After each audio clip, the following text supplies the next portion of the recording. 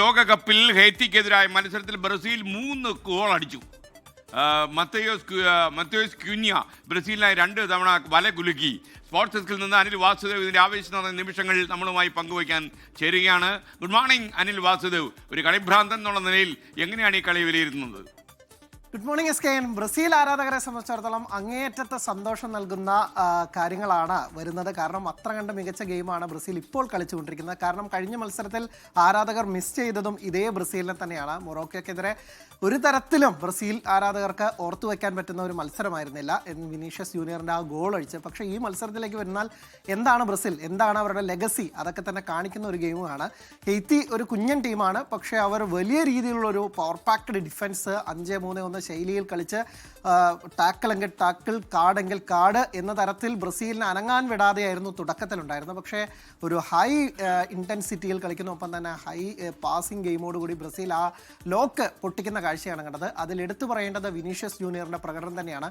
Vinicius ജൂനിയറിൻ്റെ ഒരു തകർപ്പൻ നീക്കത്തിനൊടുവിൽ അദ്ദേഹം അടിച്ച പന്ത് ഗോളി തടുത്തിടുന്നു. അത് തെറിച്ചു വന്നപ്പോൾ ആ റീബൗണ്ടിൽ നിന്നാണ് ആദ്യം മത്തിയോസ് കുഞ്ഞ ആദ്യ ഗോൾ നേടുന്നത്. അതിനൊരു ഭാഗ്യത്തിൻ്റെ അകമ്പടി ഉണ്ട് എന്ന് വേണമെങ്കിൽ നമുക്ക് പറയാം. പക്ഷേ രണ്ടാം ഗോളിലേക്ക് വരുമ്പോൾ അവിടെയും വിനീഷ്യസ് ജൂനിയർ ആണ് ഗോളിൽ സഹായിക്കുന്നത്.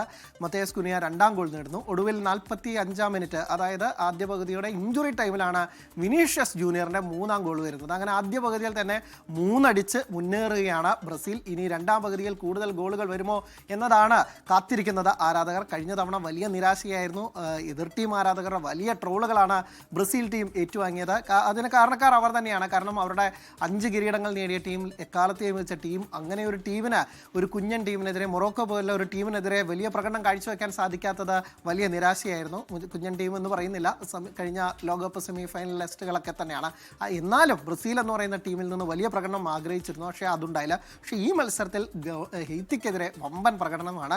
എന്തായാലും കാർലോ അഞ്ചലോട്ടിയുടെ തീരുമാനങ്ങൾ ശരിയായി വരുന്നു. ആദ്യ മത്സരത്തിൽ തിയാഗോനെയൊക്കെ തന്നെ ഇറക്കാനുള്ള ആ മണ്ടൻ തീരുമാനം അത് മാറ്റിക്കൊണ്ട് കൂനിയെ ഇറക്കാനുള്ള തീരുമാനം, അദ്ദേഹത്തെ മുന്നേറ്റ നിരയിൽ കളിപ്പിക്കാനുള്ള തീരുമാനം എന്തായാലും വർക്കൗട്ട് ആവുന്നു. 2 ഗോൾ ഇതിനോടകം തന്നെ കൂനിയ അടിച്ചു കഴിഞ്ഞു. ഈ മത്സരത്തിൽ ഏക നിരാശ ഒരുപക്ഷെ ബ്രസീലിന് അവരുടെ പ്രിയപ്പെട്ട താരം റാഫീഞ്ഞ പരിക്കേറ്റ് പുറത്തായത് മാത്രമാണ്. അദ്ദേഹത്തിനെ സബ് ചെയ്യേണ്ടി വന്നിട്ടുണ്ട്. അതൊഴിച്ച് ഈ മത്സരത്തിലെല്ലാം മഞ്ഞക്കിളികളുടെ വഴിക്കാണ്. ഇന്ന് നീല ജേഴ്സിയിലെങ്കിൽ പോലും ഗാലറിയെ ഇളക്കിമറിക്കാൻ മഞ്ഞക്കടൽ തന്നെയാണ്. അത് കേരളത്തിൻ്റെയും ഇന്ത്യയിലെയും എല്ലാമുള്ള ലോകമെമ്പാടുമുള്ള കാനറിപ്പടയുടെ ആരാധകർക്കും ഈ നിമിഷം വരെ ആഘോഷിക്കാനുള്ളതായി മാറുന്നു. S K.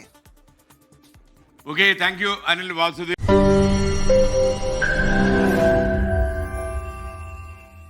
ലോകത്തെവിടെയായാലും ഏത് സമയത്തും 24 വാർത്തകളും ഓഗ്മെന്റഡ് റിയാലിറ്റി പാക്കേജുകളും എക്സ്പ്ലെയിനറുകളും വിശദമായി കാണാൻ ഞങ്ങളുടെ യൂട്യൂബ് ചാനൽ നിങ്ങൾക്ക് സബ്സ്ക്രൈബ് ചെയ്യാം.